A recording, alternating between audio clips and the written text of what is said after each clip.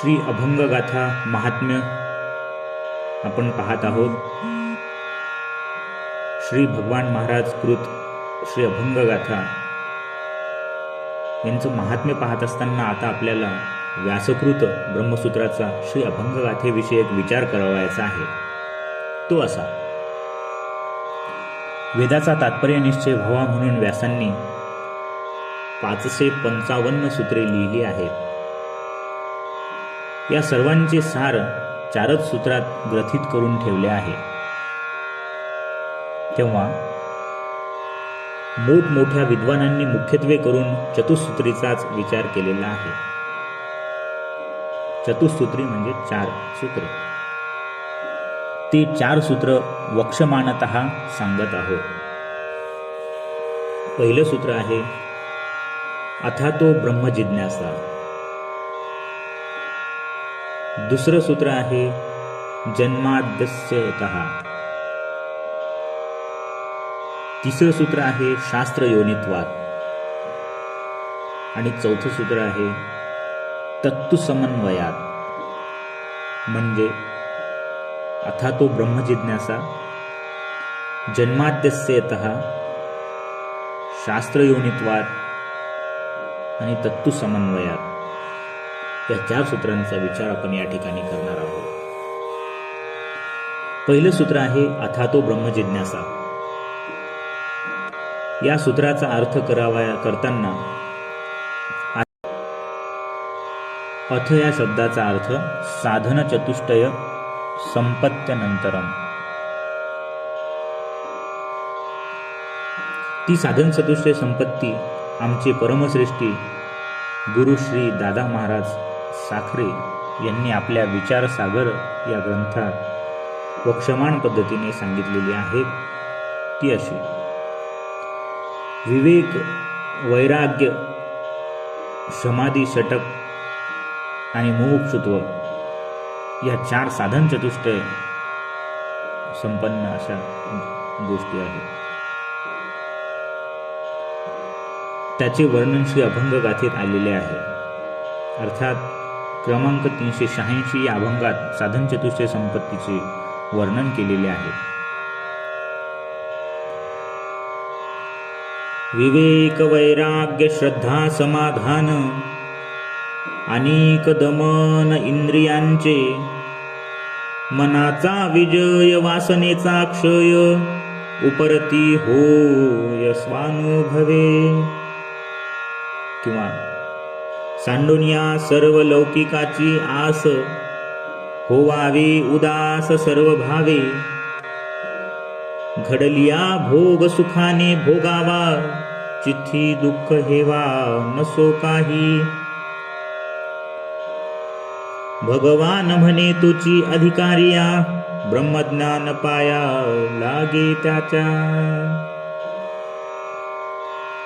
या प्रत्येकाचे संक्षेपतः वर्णन या ठिकाणी आपल्याला सांगणार आहोत. पहिला आहे विवेक. सत्संगतीने आत्मा अविनाशी व क्रियारहित असून तद्व्यतिरिक्त सर्व विनाशी व चंचल आहे, असा जो उत्तम निश्चय, त्यास विवेक असे म्हणतात. सत्संगतीने आत्मा अविनाशी व क्रियारहित असून तद्व्यतिरिक्त सर्व विनाशी व चंचल आहेत, असा जो उत्तम निश्चय, त्यास विवेक असे म्हणतात. विवेक परमार्थ मार्गातील अत्यंत प्रभावी व महत्वाचे साधन आहे. विवेक हा शब्द विच या धातूपासून तयार झालेला आहे. विच म्हणजे पृथक्करण शक्ती, तिला विवेक म्हणतात. तीच विवेकाचे स्वरूप आहे. कठोपनिषदात विवेकाबद्दल असे सांगितले आहे: श्रेयश्च प्रेयश्च मनुष्यमेतत्, संपत्तिरित्यत् विनक्ति धीरः, श्रेयो हि धीरोऽभिप्रेयसो वृणेति, प्रेयो मंदो योगक्षेमात् तृणेति. या श्लोकाचा अर्थ असा आहे की श्रेय व प्रेय असा दोन वस्तू मनुष्यापुढे येऊन उभ्या राहतात. त्यावेळी धीर पुरुष त्याचे चांगले परीक्षण करून पृथक्करण करतो. अर्थात सत्य अविनाशी असा आत्मतत्वाचा स्वीकार करून मिथ्या असद्रूप असा जगताचा व तदंतपाती विषयाचा मिथ्या समजून त्याग करतो. यावरील भाष्य करत असताना श्री शंकराचार्य आपल्या कठोपनिषदात भाष्य सांगतात. हंस इव अंबसा पय तौ श्रेयः प्रेयः पदार्थो संपरित्य सम्यक परिगम्य मनसालोच्य गुरुलाघवम विविनक्ती. म्हणजे हंस ज्याप्रमाणे पाणी व दूध यांचे मिश्रण समोर आले असता क्षीरा नीराचे पृथक्करण करतो, तसा धीर पुरुष श्रेय व प्रेय यांचे पृथक्करण करून श्रेयस्कर गोष्टीचा स्वीकार करतो. हाच दृष्टांत श्री अभंगगाथेत आलेला आहे. राजहंसा क्षीरनीर इतरा अंतर नाकळे. राजहंसास ज्याप्रमाणे पय म्हणजे पाणी कोणत्या प्रमाणात एक होऊनी आहे हे कळते, त्याप्रमाणे विचक्षण पुरुष प्रेयसाचा त्याग करून श्रेयस्कराचाच स्वीकार करतात. याबद्दलचा आणखी विचार अभंग क्रमांक 1822, 1823, 1857 आणि 1885 अभंगात केलेला आहे. या सर्वांचा अर्थ असा आहे की मिथ्या वस्तूला अधिष्ठाना व्यतिरिक्त सत्ता नसते. अधिष्ठानाच्या सत्तेनेच ते सत्तावान झालेले असतात. कारण मिथ्या पदार्थ व त्याचे ज्ञान हे युगपतच उत्पन्न झालेले असतात. याच कारणास्तव अनात्म पदार्थ व त्यांचे ज्ञान याची ज्ञानसत्ता असल्याचे वेदात तज्ज्ञांनी सांगितलेले आहे. या वादासच दृष्टीसृष्टीवाद असे म्हणतात. दृष्टीसृष्टीवादात दृष्टी व सृष्टी यांचा ज्ञानसत्ता असते. ती मिथ्या कल्पनामय असतात. या सर्वांचे अधिष्ठान आत्मा असून संपूर्ण सृष्टी त्यावर अध्यस्त अशी आहे. मुख्य देव आत्मा सकळांचा आधार, विष्णू इंद्रचंद्र महेशादी. संपूर्ण जगताचा आधार व अधिष्ठान आत्माच आहे. त्या आत्मस्वरूपाच्या अधिष्ठानावर विष्णू, इंद्र, चंद्र, महेशादी हे समुद्रावरील तरंगाप्रमाणे मिथ्या असे प्रतीयमान होत आहेत. तेव्हा आत्माच सत्य असल्या कारणाने मिथ्या असणाऱ्या जगताचा त्याग करून त्या सच्चिदानंद स्वरूप आत्म्याची सेवा करावी. भगवान म्हणे भजे आत्मदेवा, इतरांची सेवा सांडोनिया. माईक असणारा असत जड दुःखरूप प्रपंच मिथ्या अनित्य आहे असे समजून त्याचा त्याग करावा. त्याविषयी सत्यत्व बुद्धी धारण करू नये. मिथ्या आहे जग प्रपंच विस्तार, उठारे सत्वर येथो आनंदमय कोश इत्यादी आत्मा नाहीत याचे वर्णन श्री अभंगगाथेत अभंग क्रमांक 1566 मध्ये आलेले आहे. पंचकोशातीत पाहता श्रीहरी, झाले अकस्मात अज्ञाना बाहेरी. देहत्रयाची करोनी खांडोरी, कृष्ण कृष्ण म्हणती आपुल्या वैखरी वो. याचा अर्थ अन्नमय कोश, प्राणमय कोश, मनोमय कोश आणि विज्ञानमय कोश, पाचवा आनंदमय कोश हे अनात्मे आहेत. त्याहून अतीत असा परमात्मा आहे. त्या परमात्म्यास विचारपरायण असणारे लोक आत्मतत्वाने स्वतःशी अभिन्नत्वाने जाणतात. कारण तो परमात्मा व्यष्टी व समष्टी असा विश्वास गुप्त रूपाने प्रवेश पावलेला आहे. तो परमात्मा व्यष्टी व समष्टी अशा विश्वात गुप्त रूपाने प्रवेश पावलेला आहे. तदानुप्राविशत या आत्मा सर्वभूतेषु गूढः इत्यादी श्रुतीप्रमाणे याविषयी आधारभूत आहेत. अशा प्रकारे विवेक हा सर्व साधनेचा मूळ आहे. त्याच्या अस्तित्वानेच सर्व साधना हस्तगत होतात. एवढ्याच करिता 705 अभंग क्रमांकात ह्या विषय विवेकाची मागणी भगवंताजवळ केलेली आहे. आता मज ऐसे करी पांडुरंगा विवेकाचा अंगा भाव येई. वैराग्य. पुढचा विषय आपण वैराग्याचा बघणार आहोत. इहलोकापासून ब्रह्मलोकापर्यंतच्या मानलेल्या भोगाविषयी होणाऱ्या त्यागाच्या इच्छेस वैराग्य असे म्हणतात.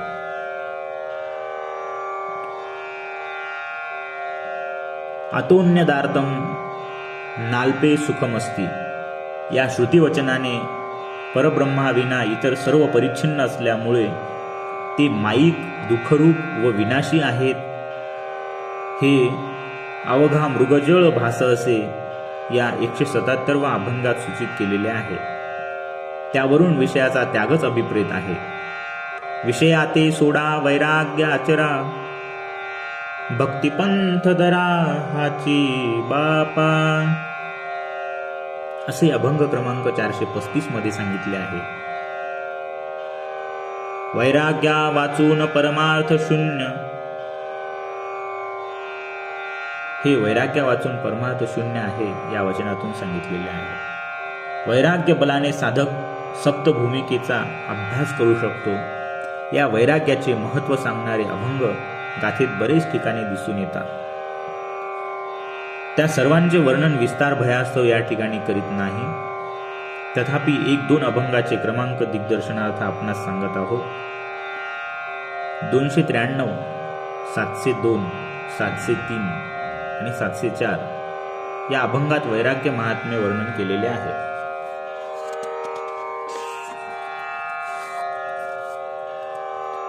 समाधी षटक हा पुढचा विषय आपण बघणार आहोत. शम, दम, श्रद्धा, समाधान, उपरम व तितिक्षा या 6 समाधी साधन संपत्ती असे म्हणतात. या सर्वांचे वर्णन 386 अभंगात केलेले आहे. तसेच श्रद्धे बद्दलही विस्तृत वर्णन श्री अभंग गाथेत आलेले आहे. तोची श्रद्धावंत पावेल विसावा पुत्र क्यासी ठावा नभे देव असे श्रद्धा महात्म्य 333 या अभंगात वर्णन केलेले आहे. त्यासही मना इंद्रियाचे असदीचे दास अशा मना इंद्रियाचे जे दास असतील त्यांना श्रीकृष्णाचे प्राप्त 673, 1625 ते 1627 आणि 1773 या अभंगात वर्णन केलेले आहे. समाधी षटक झाल्याच्या नंतर आपण मुमुक्षुत्वाचा विचार करूया. मुमुक्षुत्व म्हणजे सकळ दुःख संबंध रहित निरतिशय सुख स्वरूप जे परब्रह्म त्या ब्रह्मस्थितीस मोक्ष अशी संज्ञा आहे. त्या ब्रह्मप्राप्तीची तीव्र इच्छा ज्यास आहे तो मुमुक्षु आहे. त्या मुमुक्षुतेचे वर्णन 333व्या अभंगात असे आले आहे की ऐसे मज सांगा कै भेटेल तो देव लया अहम भाव जाईल माझा. त्याचप्रमाणे अभंग क्रमांक 325, 371, 375, 379, 504, 1121, 1122 आणि 1131 इत्यादी अभंग वचने मुमुक्षुतेचे वर्णन करतात. अशा प्रकारे श्री अभंग गाथेत अथातो ब्रह्मजिज्ञासा कर्तव्य या सूत्रातील अथ या शब्दाचा अर्थ सांगितला आहे. आता ब्रह्मजिज्ञासा कर्तव्य म्हणजे काय ते आपण या ठिकाणी बघूया. ब्रह्मजिज्ञासा कर्तव्य या सूत्राचा अर्थ प्रगट करण्याकरता श्रवणादी ज्ञानसाधनेचाही विचार श्री अभंग गाथेत केलेला आहे. कारण साधन ज्ञानसाधनेचा विचार करणे मुमुक्षु पुरुषाचे कर्तव्य आहे. ती ज्ञानसाधने अशी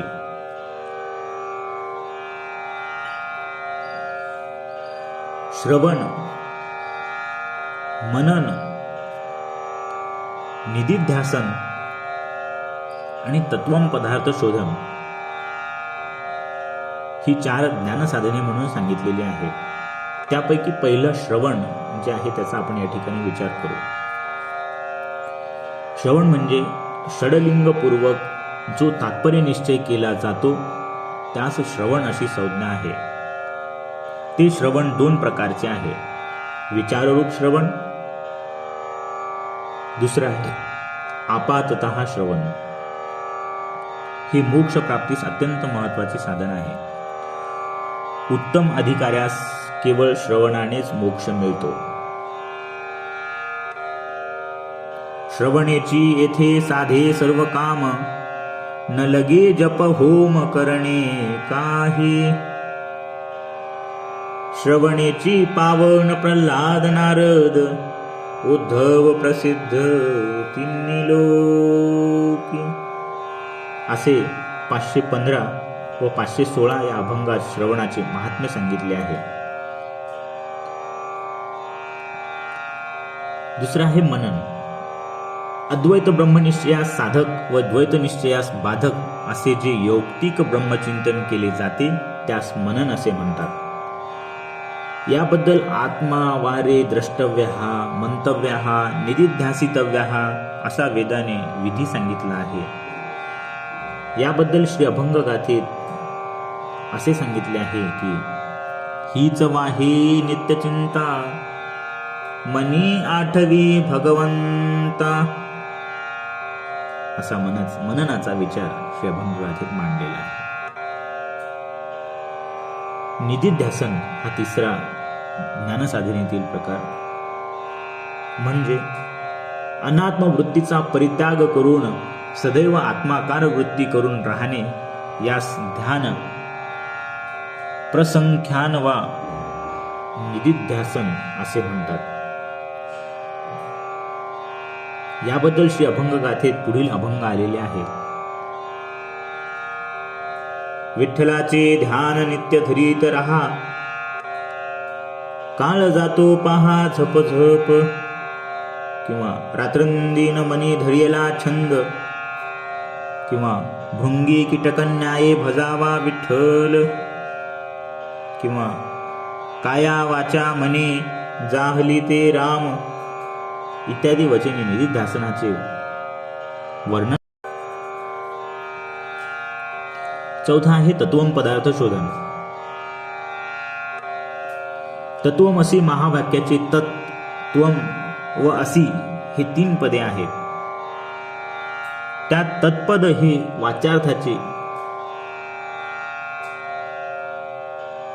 वाच्यार्थाने ईश्वराचे व लक्षार्थाने परब्रह्माचे बोधक आहे.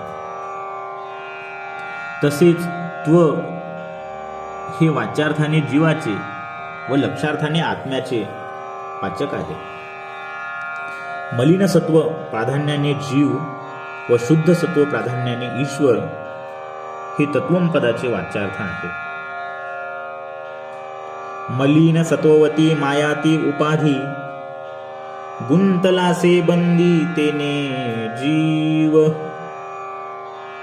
ईश्वराची शुद्ध सत्वगुण माया, तेने देवराया सर्वज्ञ तो.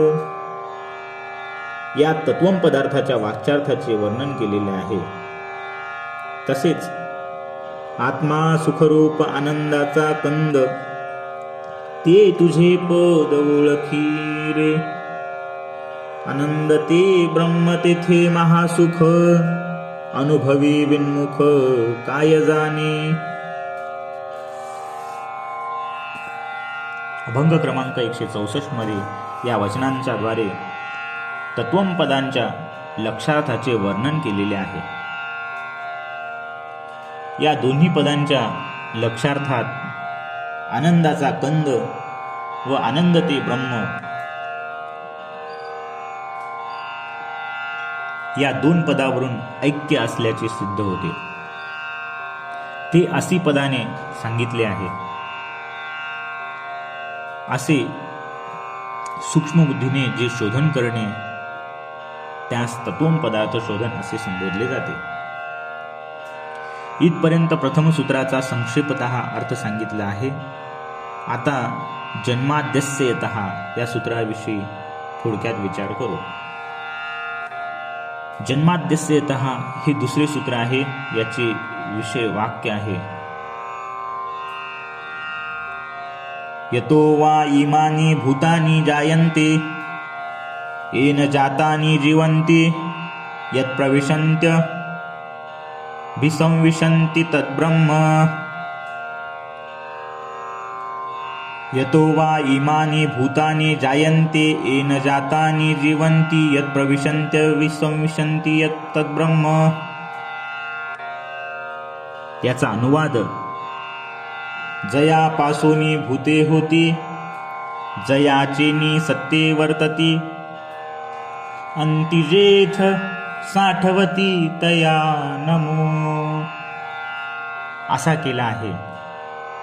अर्थात या सूत्राने जगताचे अभिन्न निमित्तोपादान कारण परमात्मा असल्याचे सांगितले आहे.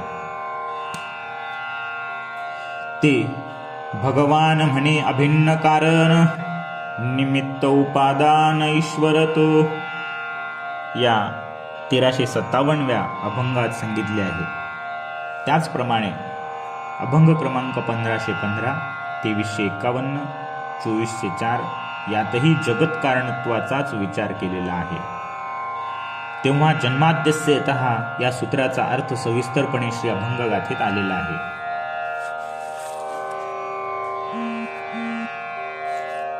शास्त्र योनित्वात या तिसऱ्या सूत्राचा अर्थ परमात्मा हा वेदैक गम्य आहे असा होतो.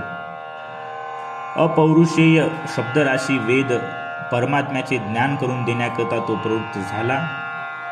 त्याने जीवास परब्रह्माचे ज्ञान करवूनही दिले, पण त्या परब्रह्मस्वरूपाजवळ शब्द मावळून गेला.